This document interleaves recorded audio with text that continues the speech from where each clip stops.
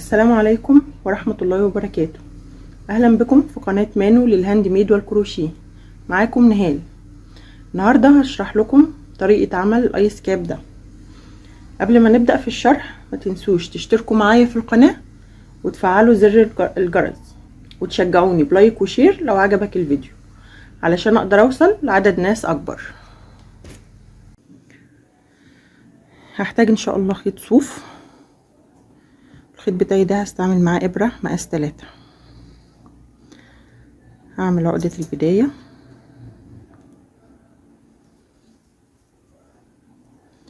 واعمل سلسلة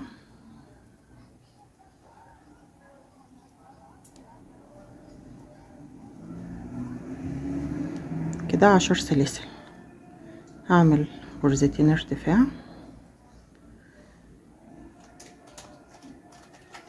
وانزل في اول سلسلة. انا هشتغل من الظهر من هنا في الحلقة الخلفية. هعمل نص عمود، اللي بعدها نص عمود. همشي السطر كله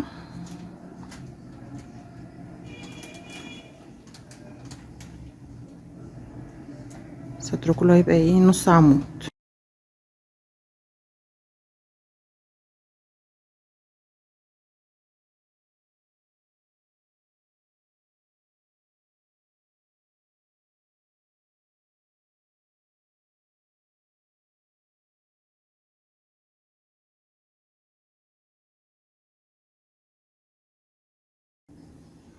كده شكل السطر. هعمل 2 ارتفاع وهشتغل في الحلقة الخلفية.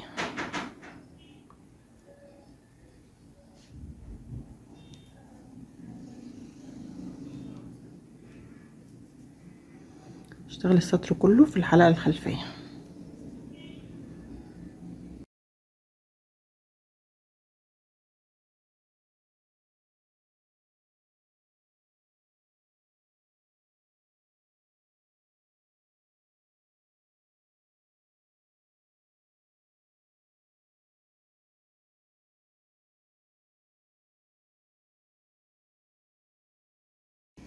ناخد بالنا في الاخر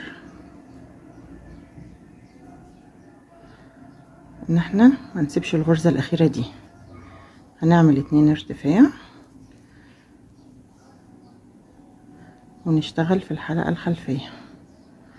السطر كله هنمشي في الحلقة الخلفية. نعمل قطعة بمقاس دوران الراس.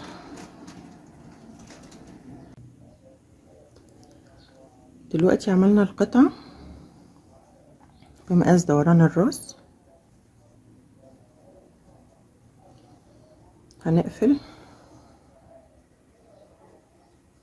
هنقفلها مع بعض كده بمنزلقة.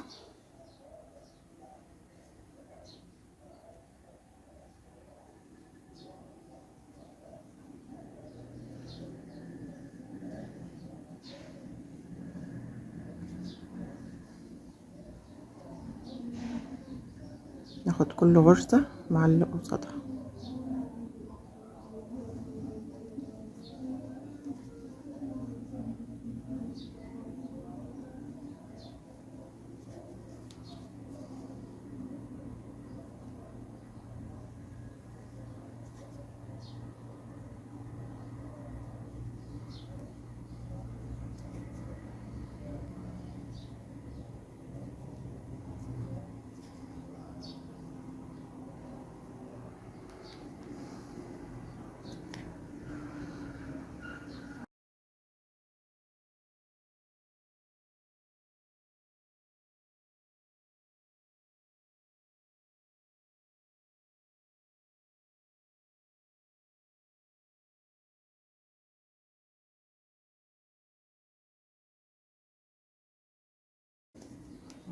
قفلناها كده.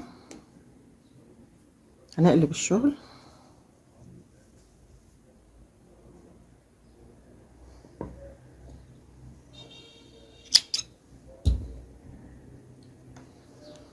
هنشتغل هنا نص عمود. هنطلع 2 ارتفاع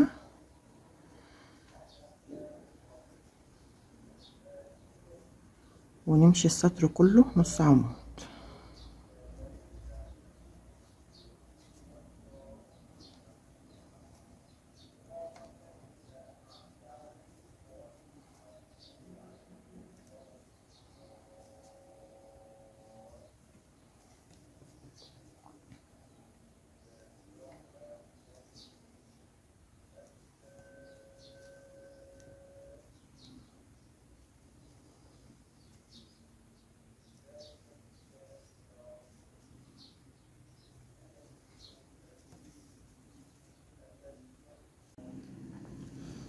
كده وصلت لنهاية الدور. هنقفل في اول نص عمود بمنزلقة، ونطلع 3 ارتفاع. هناخد لفة على الابرة ونشتغل ونسحب الخيط، لفة تانية نسحب الخيط، تالتة، الرابعة. عملنا 4 لفات وسحبنا، ونطلع من كله مرة واحدة ونعمل غرزة سلسلة. تاني هنسيب غرزة نص عمود ونشتغل في اللي بعدها. ادي اول لفة، ادي التانية، تالتة، الرابعة. نطلع من كله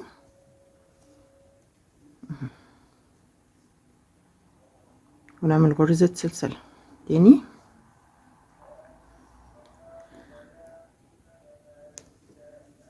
لفة، 2، 3، 4.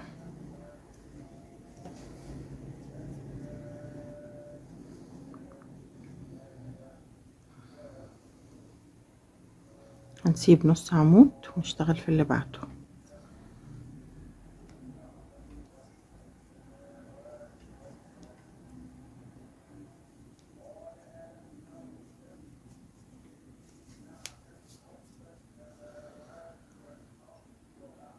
ادي لفة، 2، 3، 4. نطلع من كله مرة واحدة ونعمل غرزة سلسلة. ده 1، 2، 3، 4.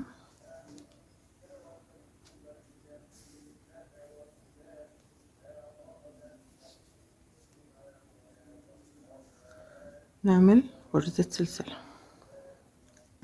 شايفين حضراتكم؟ هكمل السطر كله كده وارجع تاني. كده خلصت السطر. هقفل بمنزلقة وهطلع 2 ارتفاع. هشتغل السطر ده نص عمود كله.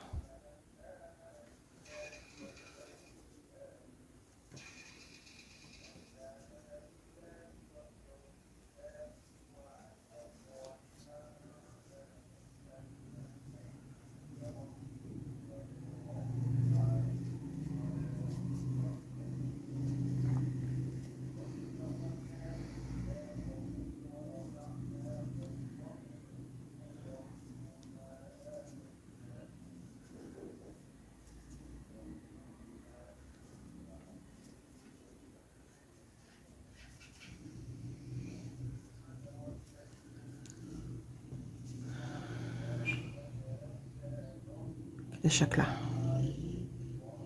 هكمل السطر كله نص عمود. السطر اللي بعده المنتفخة. همشي كده بالترتيب، سطر نص عمود، سطر منتفخة، سطر نص عمود، سطر منتفخة، لحد ما اوصل للارتفاع المطلوب.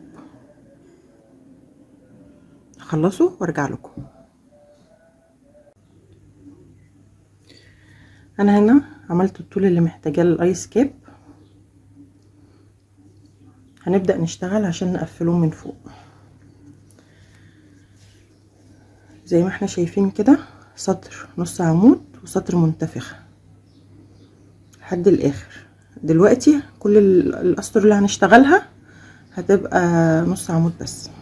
هنعمل سلسلة ارتفاع، نعمل نص عمود، هنعمل هنا تناقص 2 مع بعض نص عمود،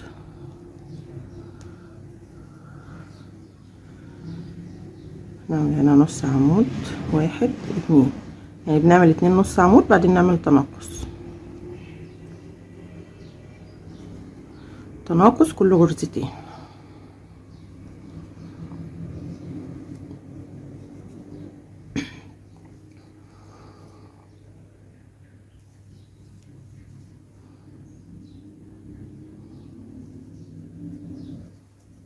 كده 2 نص عمود وهنا تناقص كل غرزتين نص عمود نعمل تناقص.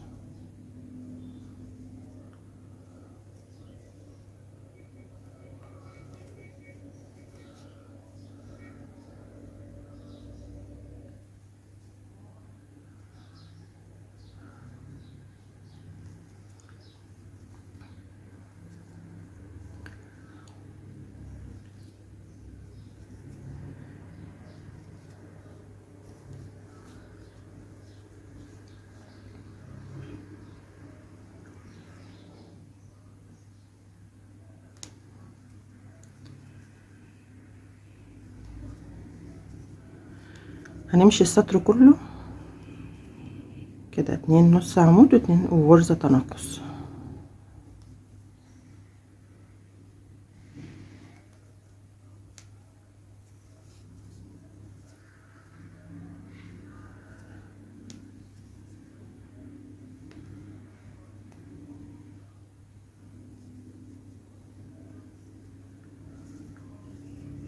بالشكل ده.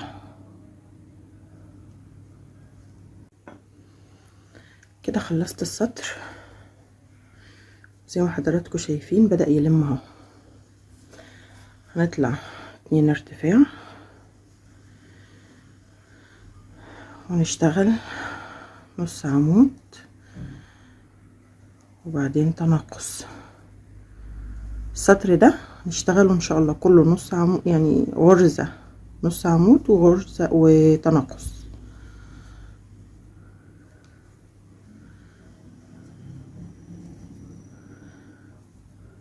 غرزة نص عمود اهو واللي بعدها تناقص.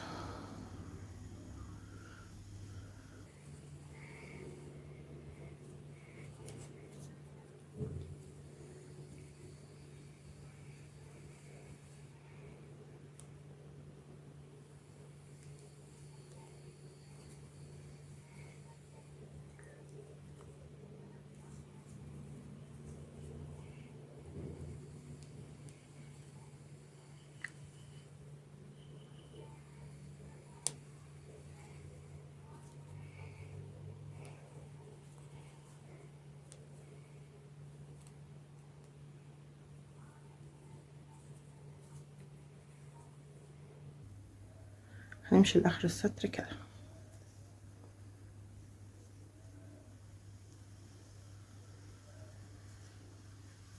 شايفين حضراتكم بتلم ازاي؟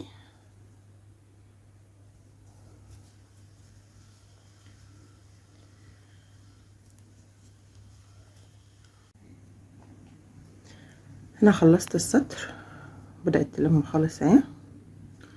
السطر ده كله هعمله تناقص.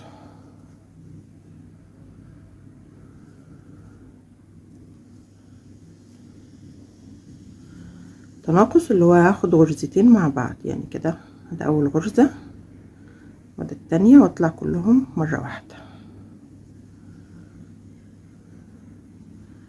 امشي السطر كله تناقص.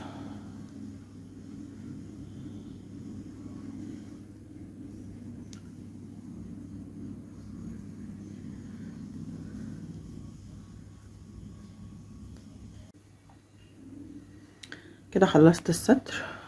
لما تخلص اهي السطر ده برضو هعمله كله تناقص.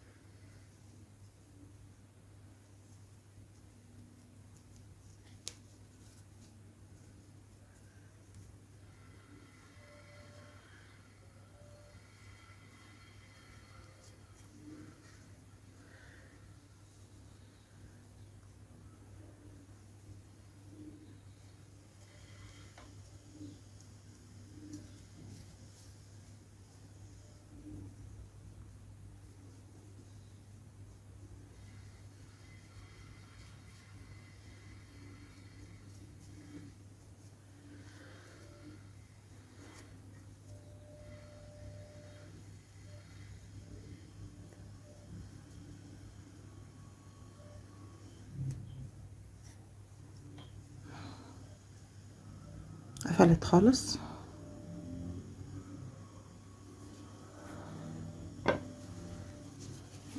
زي ما حضراتكم شايفين كده. برضو هاخد دول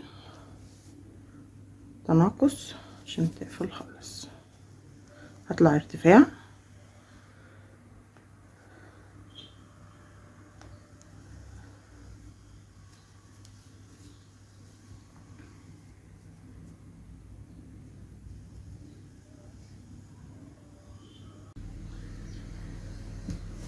بكده نكون وصلنا لنهاية الفيديو، وده الشكل النهائي قدام حضراتكم.